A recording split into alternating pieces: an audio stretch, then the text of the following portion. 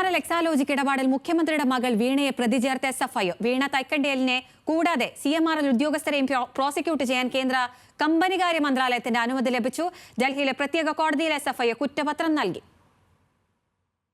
Company നിയമമനുസരിച്ച് വീണ തൈക്കണ്ടയിൽ ഉൾപ്പെടെയുള്ളവർക്കെതിരെ 10 വർഷം വരെ തടവ് ശിക്ഷ ലഭിക്കാവുന്ന കുറ്റങ്ങളാണ് ചുമത്തിയിരിക്കുന്നത്. വീണയ്ക്കൊപ്പം CMRL MD ശശിധരൻ കർത്ത, CMRL ഫിനാൻസ് വിഭാഗം chief general manager Suresh Kumar എന്നിവരും പ്രതികളാണ്. സേവനം നൽകാതെ വീണ CMRLൽ നിന്ന് 2.7 കോടി രൂപ കൈപ്പറ്റിയെന്നാണ് SFIOയുടെ കണ്ടെത്തൽ. രാഷ്ട്രീയ നേതാക്കൾക്ക് CMRL 182 കോടി രൂപ നൽകി. CMRL ഈ തുക കള്ളക്കണക്കിൽ എഴുതി വകമാറ്റി. കർത്തയുടെ മരുമകൻ ആനന്ദപ്പണിക്കർക്ക് 13 കോടി രൂപ കമ്മീഷൻ നൽകി. കോർപ്പറേറ്റ് സ്ഥാപനത്തെ ഉപയോഗിച്ച് നടത്തിയ അഴിമതിയാണിതെന്നും SFIOയുടെ കണ്ടെത്തൽ. CMRL എക്സാലോജിക് ഇടപാടുകളിൽ ദുരൂഹതയുണ്ടെന്ന് SFIOയുടെ പ്രാഥമിക അന്വേഷണത്തിൽ വ്യക്തമായിരുന്നു.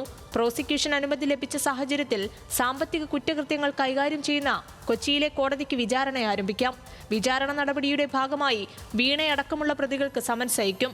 വീണയെ പ്രതി ചേർത്തതിന് പിന്നാലെ മുഖ്യമന്ത്രി രാജിവെക്കണമെന്ന് BJP ആവശ്യപ്പെട്ടു. KPCC അധ്യക്ഷൻ K സുധാകരനും മുഖ്യമന്ത്രിയുടെ രാജി ആവശ്യപ്പെട്ടു. മധുരയിൽ നടക്കുന്ന ഈ സമ്മേളനത്തിൽ വെച്ച് പിണറായി വിജയനെതിരെയുള്ള നടപടി, ഈ അഴിമതിക്കെതിരെയുള്ള നടപടി സ്വീകരിക്കുന്നില്ലെങ്കിൽ ഞങ്ങളൊക്കെ പ്രക്ഷോഭ രംഗത്തേക്ക് ഞങ്ങൾ ഇറങ്ങും എന്ന കാര്യത്തിൽ തർക്കം വേണ്ട.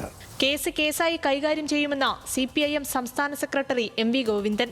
കേസായിട്ട് കൈകാര്യം ചെയ്താലും നമുക്കെന്തായാലും പാർട്ടിക്ക് പാർട്ടിക്കെതിരായിട്ട് മാറ്റാൻ ശ്രമിക്കുമ്പോഴാണ് രാഷ്ട്രീയമായിട്ട് നേരിടും നിങ്ങൾ പറഞ്ഞത്. അത് ഇനിയും നേരിടും. കേരളം കണ്ടതിൽ ഏറ്റവും വലിയ അഴിമതിയാണ് ഉണ്ടായതെന്ന് BJP നേതാവ് ഷോൺ ജോർജ് പറഞ്ഞു. മുഖ്യമന്ത്രിക്ക് 1 സെക്കൻഡ് പോലും സംസ്ഥാനത്ത് തുടരാൻ അർഹതയില്ലെന്നും ഷോൺ. സാമ്പത്തിക ഇടപാട് വിജിലൻസ് അന്വേഷിക്കണമെന്നാവശ്യപ്പെട്ട് മാത്യു കുഴൽനാടൻ MLAയും കളമശ്ശേരി സ്വദേശി പരേതനായ ഗിരീഷ് ബാബുവും നൽകിയ ഹർജികൾ കഴിഞ്ഞ ദിവസം ഹൈക്കോടതി തള്ളിയിരുന്നു. ക്രമക്കേട് വ്യക്തമായതോടെ കേസുമായി മുന്നോട്ടു പോകാനാണ് കേന്ദ്ര കമ്പനികാര്യ മന്ത്രാലയത്തിന്റെ നീക്കം.